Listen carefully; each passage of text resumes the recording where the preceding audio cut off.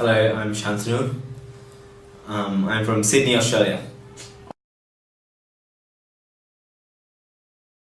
Motivation for coming to India was that I needed a bit of a challenge in terms of pushing my boundaries and living somewhere that was outside of my comfort zone. So all my life I have travelled a bit, but I've lived in a very comfortable space where I've been supported by family, where I haven't, for a lengthy period of time, stayed somewhere where I haven't been around somewhere where I don't have that support of family. I don't have the certainty of things like internet, hot water, etc., etc. But also, I mean, to come and learn and grow from a different environment, somewhere where I haven't been before, somewhere very far away from home, where the social sector is very, very big, and where I truly believe the social sector is thriving here. I mean, there's no greater learning opportunity or geographic location to be in than India in terms of learning and developing myself in the social sector.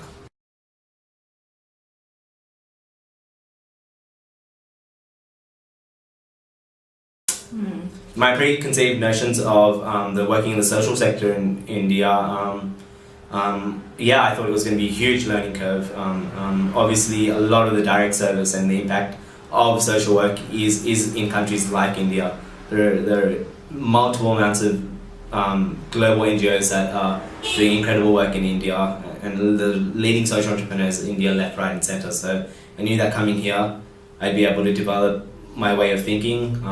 I'd be able to be pushed in terms of guidance of where I want to go with my career, and also learn and grow intellectually as well.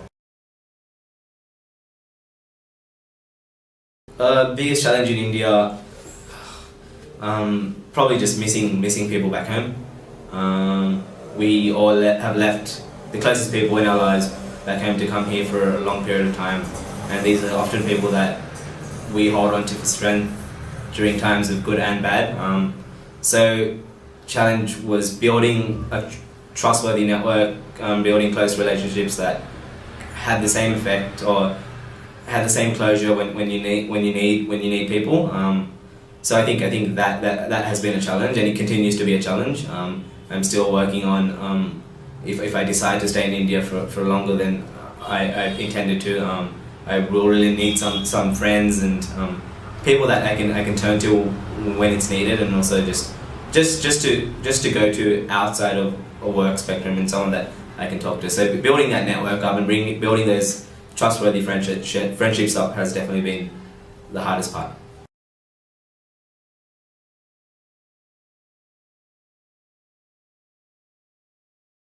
There's definitely a difference between the working culture in India and places like Australia and Germany that I've worked in the social field.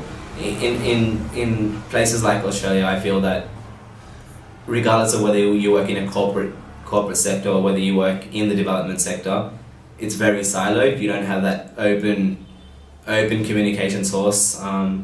Everything happens through meetings. You have to organize yourself if you want to see someone. You can't just approach someone. And that's what I've found the biggest difference has been here in India. You're openly able to approach people. You can build networks more easily here, rather than it being a very organized, siloed approach.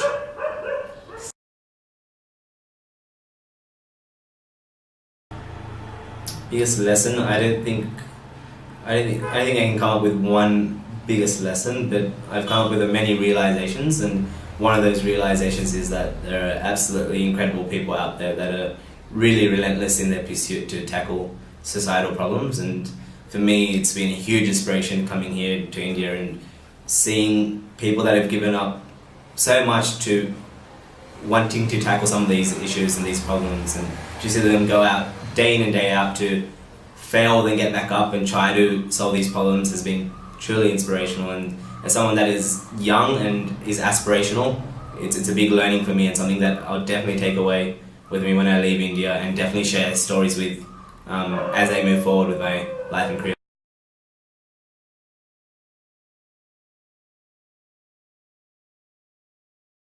I think there's no greater service to humanity than working in this sector.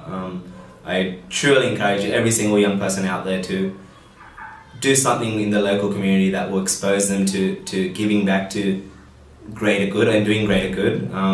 And that is just the start of your journey. And when you do start your journey, you are on a path that could lead to many different things, and it could ultimately lead to you coming to a country like India and working here for 6 months or even longer.